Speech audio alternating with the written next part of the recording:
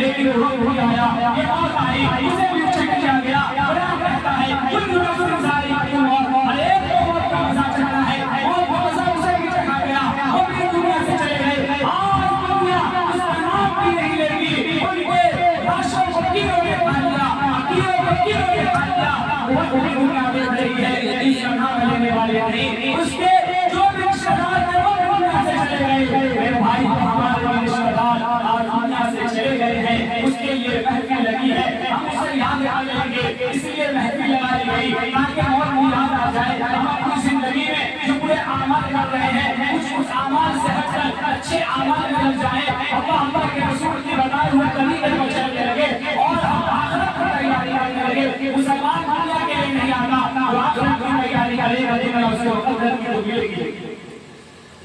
लेकिन जब दुनिया में जाएगा आखिरत खत्म हो जाएगी। इसीलिए मुसलमान के लिए क्या है? आखिरत वाली जिंदगी। तुम फिर दुनिया में अल्लाह के रसूल ने फरमाया ऐसी जिंदगी गुजारो जैसे कोई मुसाफिर या राह चलता आदमी जिंदगी गुजारता है। एक मुसलमान एक मुसाफिर एक रास्ते से गुजरेगा, ऐसी तरह कोई भी इंसान रास्ते से गुजरता है तो अपने हाथ में इतना ही सामान उठाता है जो उठा सकता है। ऐसा ही कि याद रहता है इतना ज्यादा उठा ना पाए, जब इतना ज्यादा इसी तरीके से जब कहीं सफर करना है 7 मिनट बोलते हैं, 2 मिनट के 7 मिनट बोलते हैं। कुछ दिन के लिए 7 मिनट का वीडियो हो गया है। अल्लाह के रसूल ने फरमाया कि मुसलमान को ऐसी ही जिंदगी गुजारनी चाहिए कि सारा कुछ आखिरत के लिए, सारी कमाई आखिरत के लिए, जो भी करेगा आपने की नियत को फरमाया अपनी नियत को दुरुस्त कर लो। अगर हमने नियत को दुरुस्त कर लिया तो सारे चीजें बात। हमारे असलाफ बुजुर्ग के साथ क्या करते हैं, ये देखिए खिड़की लगी हुई है घरों में, मकानों में, लोग लगाते हैं और नियत ये करते हैं कि जितनी बड़ी खिड़कियां होंगी उतनी ज्यादा ही हवा है। हवा किसने नियत, इसलिए खिड़की बड़ा बनाया, स्लाइडर के संदाज से लगाए कि 3 पल्ले और 4 पल्ले खुल जाए ताकि ज्यादा हवा आए। हमारे असलाफ बताते हैं नियत की वजह से उसे हवा मिल जाए। लेकिन अगर उसने नियत कर ली कि खिड़की इसलिए बना रहा हूं कि खिड़की खुली रहेगी तो अज़ान की आवाज बहुत जल्दी मेरे कमरे में आएगी, क्योंकि जब दरवाजे बंद होते हैं तो आवाज आहिस्ता आती है। अगर उसने ये नियत कर ली तो इसे उसका सवाब भी मिलेगा, हवा नियत के कितने असर पड़े। हम लोग यहाँ बैठे हैं, अगर हमारा यहाँ बैठने का मकसद ये है कि हमें ये देखना है कि कौन सा मुक़र्रिर कैसी तकरीर कर रहा है, कौन सा खतीब कैसा तकरीर कर रहा है, किसकी बात में जान है और किसकी बात में ताकत है, किसने बहुत अच्छे दाने तकरीर की है, किसने कितने उम्दा नाते पढ़ी हैं। अगर ये है तो कुछ हासिल होने वाला है। फरमाया कि 3 तरह के लोग महफिल में आया करते हैं, एक वो आते हैं जो भीड़ को देखने आते हैं, एक वो आते हैं जो खतीब को देखने आते हैं, एक वो आते हैं जो बात सुनकर अमल करने के लिए आते हैं। फरमाया तुम से बन जाओ, बात सुनकर अमल करने वाले बन जाओ। अगर खतीब की बात आपको अच्छी लगे तो अमल करो, अल्लाह के रसूल की मुखालिफत जवाब करता है इस बात को नहीं छोड़कर आगे निकल जाओ। तो हम जब महफिल में बैठा करें तो हमारी नीयत अच्छी हुआ करे। हम लोग जो अभी बैठे हैं सवाल की नीयत से वो आए हैं, लेकिन असल बात ये है कि जनाब अब्दुल वाहिद साहब इस दुनिया से जा चुके, तो कल तक कुछ दिन पहले तक हमारे मौजूद थे, हमारे दरमियान हमारे साथ हंसते बैठते थे, हमारे साथ खाते पीते थे, हमारे साथ टहलते घूमते थे, इसी तरीके से बातें करते थे। ऐसी कितनी हजारों बातें लगती थी, उसमें भी कहीं कहीं जाकर बैठे जाया करते थे। लेकिन आप याद रखें इस चीज को कि आज जो चले गए कल हमारी बारी है। इसी तरीके से जब महफिल लगेगी हम भी नहीं होंगे, कहीं चंद लोग बात पढ़ते होंगे, हम उसमें नहीं होंगे, सिर्फ हमारा तस्करा होगा। उस दिन वो आएगा कि तस्करे भी खत्म हो जाएंगे, लोग हमें भूल जाएंगे, हम भी मिट्टी से पैदा हुए मिट्टी ही मिल जाएंगे। बिना फिर दोबारा जब उठाए जाएंगे तो अल्लाह पूछेगा मैंने तुम्हें जवानी दी थी, तुमने जवानी कहाँ खपाई, मैंने तुम्हें दौलत दिया था, दौलत का इस्तेमाल कहाँ किया, मैंने तुम्हें अक्ल दी थी, अक्ल का कहाँ इस्तेमाल किया, मैंने तुम्हें इल्म दिया था, इल्म पर कितना अमल किया। वो जिंदगी जो हमें मिलने वाली है यूं ही नहीं बल्कि हिसाब और किताब के बाद मिलेगी। आप सोच रहे हैं कि आराम से हमें जिंदगी मिल जाएगी जिसमें बीमारी नहीं होगी, जिसमें परेशानी नहीं होगी, जिसमें मुसीबतें नहीं होगी, आरामदायक जिंदगी होगी, खुशनुमा जिंदगी होगी, जन्नत वाली जिंदगी होगी, ऐशो आराम की जिंदगी होगी। वो ऐशो आराम के लिए आज आपको मेहनत करनी पड़ेगी, आज आपको कोशिश करनी पड़ेगी। एक इंसान अपने बाल बच्चों के लिए, एक इंसान अपने बीवी और माँ बाप के लिए दिन रात मेहनत करता है, भूख को नहीं देखता, परेशानी को नहीं देखता, ठंडी और गर्मी को नहीं देखता, ओवर टाइम काम करता है, दिन में भी काम करता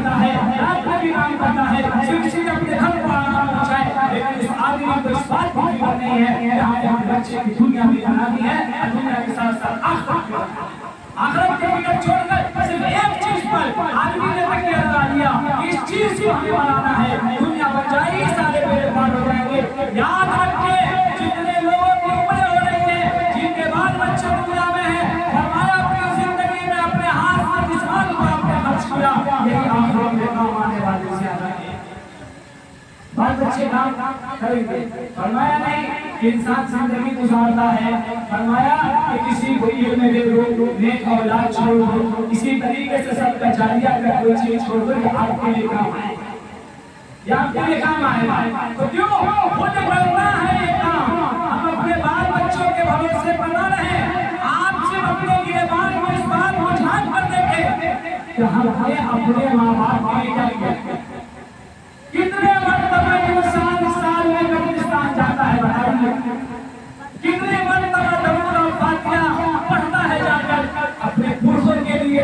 جب آپ اپنے والدین کے لیے نہیں کر رہے ہیں، آنے والے جنریشن سے کیا امید رکھ رہے ہیں جو بالکل لاوالی بن کے زندگی گزار رہے ہیں، جو شراب نوشی میں زندگی گزار رہے ہیں، جو جوا میں زندگی گزار رہے ہیں، بے نمازی بن کر زندگی گزار رہے ہیں، اللہ کے رسول کی دشمنی میں زندگی گزار رہے ہیں، دین کو مٹانے میں زندگی گزار رہے ہیں، مسجدوں کو یہ آباد نہیں کرتے، قرآن کی تلاوت نہیں کرتے، نبی کا نام تک نہیں معلوم ہوتے، نبی پر درود نہیں پڑھتے، ایسے لوگ کیا امید رکھتے ہیں کہ میرے مرنے کے بعد یہ اولاد میرے لیے قبرستان چلی جائے گی، کچھ نہیں کریں گے۔ ایسے بھی لوگوں کو دیکھا گیا ہے کہ باپ کے جنازے پر جوتے پہن کر پیچھے گھوم رہا ہے، کیونکہ امریکہ سے رہ کر آیا ہے اس لیے گھوم رہا ہے۔ اسے یہ پتا چلا کہ ہمارے ہندوستان میں اگر میں اسی طریقے سے نہ گھوموں، جوتے اتار دوں، ایک محلے والے کو پتا لگ جائے کہ اس کی بوٹ کی قیمت 20,000 روپے ہے تو جوتا لے کر نکل جائے گا۔ اس وجہ سے باپ کا جنازہ نہیں پڑھ رہا بلکہ گھوم رہا ہے کہ لوگ رہ لگے اور اس کے لیے باپ کروڑوں کی جائیداد چھوڑ دے، اس کے لیے اپنے بھائی سے دشمنی لے رہا، اپنے رشتہ دار سے دشمنی لے رہا، اپنے قریبی سے دشمنی لے رہا ہے، صرف اپنی آخرت کو برباد کر رہا ہے اس اولاد کے لیے جو اس کے جنازے میں دشمنی کرتی ہے۔ ماں باپ بیمار ہے، علاج کے لیے اس کے پاس پیسے نہیں اس کے پاس، لیکن جب ماں باپ دنیا سے چلے جاتے ہیں تو لوگوں کے سامنے آ کر اعلان کرتے ہیں آج کل کہ ان کے اوپر جو بھی قرض تھا آ کر ہم سے لے لے۔ حالانکہ اگر کوئی آدمی دعویٰ کر دے کہ 5 لاکھ روپے ہیں میرے، آپ کو لگتا ہے وہ شخص دے گا؟ نہیں، میں نے دیکھا ہے ایسے شخص کو جو خود قرضہ لیا ہوا ہے اور کما رہا ہے، اور کتنے کے مزدوروں کا پیسہ مار لیا، اپنی عالیشان پراپرٹی میں بنایا ہے، اور وہ اعلان یہ کرتا ہے کہ میرا چچا اس دنیا سے جا چکا ہے، اس کے اوپر کچھ بھی اگر حق ہے کسی کا تو وہ ہم سے لے لے، حالانکہ وہ خود لے کر رکھا ہوا ہے۔ کیا دے؟ کیا امید لگا ہے؟ اس لیے میرے بھائی اپنی زندگی کو اس چیز سے بچا کر آنے کی ضرورت ہے۔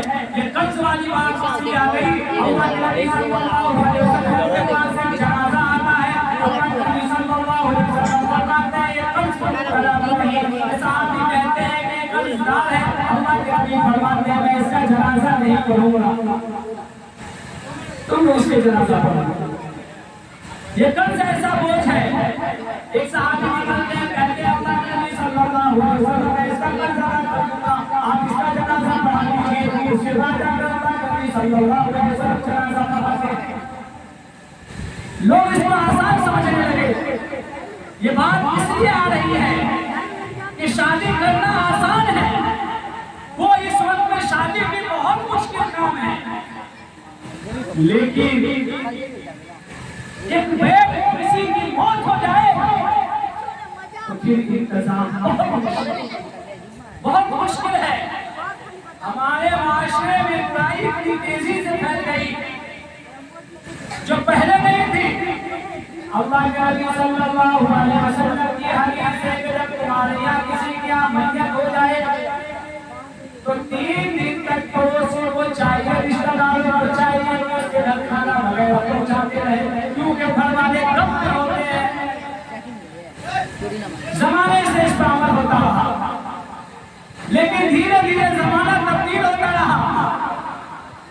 की सूरतें हो गई, रास्ते आसान हो गए।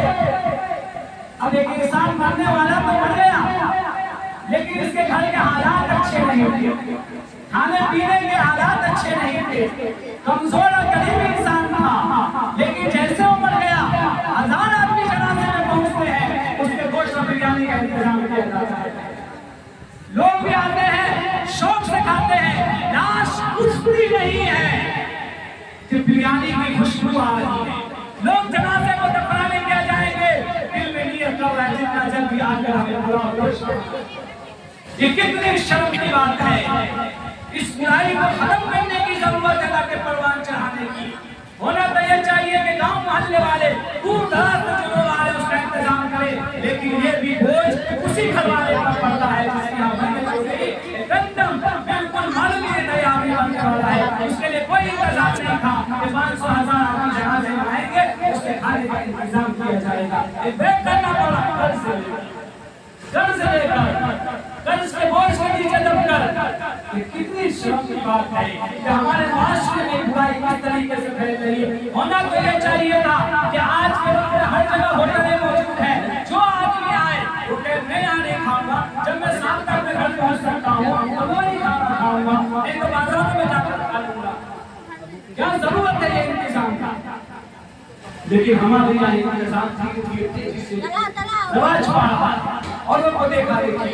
ये सब पहले यूपीओ में ज्यादा हुआ करता था, लेकिन इससे लगे हुए हम लोग हैं, यहाँ भी ये चीजें बढ़ने लगी।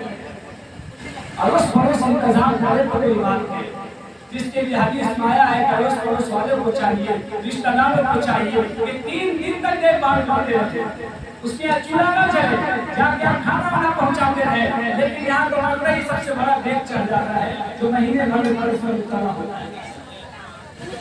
इसलिए ये कोशिश करने की जरूरत है कि बहुत दूर दराज के जो मेहमान हैं, जो कुछ दिन ठहरने वाले हैं, इनका भी इंतजाम हो और होनी चाहिए। लेकिन जो जाते हैं उन्हें खा के नहीं जानी चाहिए, उन्हें चाहिए कि जाकर कहीं और खा लेना। एक टाइम नहीं खाएंगे तो क्या होगा? उस एक टाइम के लिए उन्हें कितने प्लेट का इंतजाम करना पड़ता है, कितने गोश्त रोटी का इंतजाम करना पड़ता है, दस्तरखान का इंतजाम करना पड़ता है, पिंडाल वाले को जाकर कुर्सियों का इंतजाम करना पड़ता है, जनरेटरों का इंतजाम करना पड़ता है। ऐसा लगता है जैसे खुशी का मौका है। और हकीकत बात मैं बताऊं, मेरे बाप में एक बार एक आदमी खा रहा था, ये बड़ी स्मृति बात है, ये समस्तीपुर की। मैं वहाँ गया में और वो शख्स बुराई था मेरे सामने, और वो कह रहा था ये क्या पूरी दे रहे हो, अच्छी पूरी हो, मैं आया इसी लिए से बुढ़वा मर गया है इसके खाने के लिए। ये मेरे सामने की बात है, मेरे बाल में बैठता है, बेहतरीन जिंदगी फरमाइश करना मैयत में, ये कौन सी अच्छी बात है? और ये कहना कि मैं तो आया ही जब रुकना है तो अच्छे से खा कर जाऊंगा, ये कौन सी अच्छी बात है? भाई वैसे वक्त में, दुख के वक्त में, गम के वक्त में जो मिल जाए शुक्र अदा करके खा लेनी चाहिए। हमको ये कि हमारा घर करीब है 25 किलोमीटर, आप खाए नहीं जाए, अपने काम से इंसान 600 किलोमीटर तक पहुंच जाता है, अब भूखे प्यासे घर से खाकर जाता है, फिर आकर घर खाता है। लेकिन जब मैयत आया तो मैयत के आगे लगे कि भोज इसे घर कर जाना।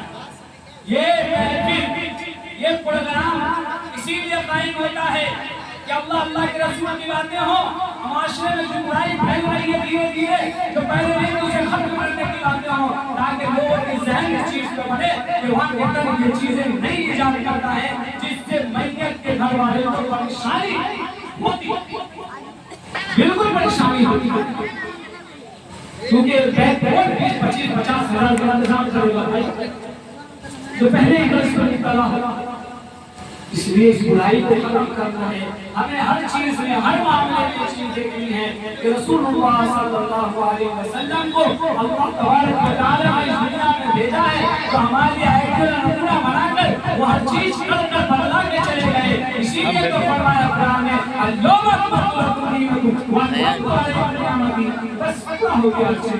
10 और ज़ीक़ुल इस्लाम दीन तो मुकम्मल हो चुका है। ये चीजें अब हमें करने की जरूरत नहीं है। अगर हम कुछ ऐसी चीजें कर रहे हैं जिसमें मुआशरे की अच्छाई हो, अच्छी बात है, लेकिन मुआशरे की इसमें बुराई हो, मुआशरा परेशानी में मुब्तला हो, तो हमें इससे परहेज करने की जरूरत है। परहेज करने की जरूरत है। आज के वक्त में हमारे मुसलमान शराब का भी खाना खाना शुरू कर दिए, खूब कर दिए। हमारे मोहल्ले में भी जा रहे हैं, मर गए कोई गैर मुस्लिम है, वहाँ पे जाकर बेहतरीन से तोड़ कर आ रहे हैं। हाँ, ये हमारे मोहल्ले की बातें हैं। दूसरी जगह के आपको देखा हाल बताया जाता है यहाँ पर। इसलिए मेरे भाई, ये हमें आलिमों से जाकर पूछने की जरूरत है कि कौन खाना हलाल है, कौन खाना हराम है, इससे परहेज की जरूरत है, इससे परहेज की जरूरत नहीं है। जिस तरह इंसान जब बीमार पड़ता है तो डॉक्टर से मशवरे लेता है, जब दीन में बीमार पड़ जाए इंसान, जब मुसलमान दीन के मामले में बीमार पड़ जाए तो अपने रहबर भाई से उसे पूछने की जरूरत है। जी, दीन तो बहुत आसान लोगों ने समझ लिया।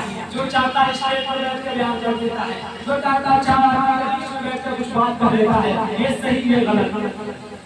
लेकिन जब डॉक्टर वाली बात आ जाए तो कहता है डॉक्टर ने कहा वही सही, यहाँ आलिम साहब का वो सही नहीं, जाहिर साहब ने कह दिया वो सही। मतलब दीन को इतना आसान समझ लिया है जो बहुत मुश्किल काम है। ये कंगाल की तरह है।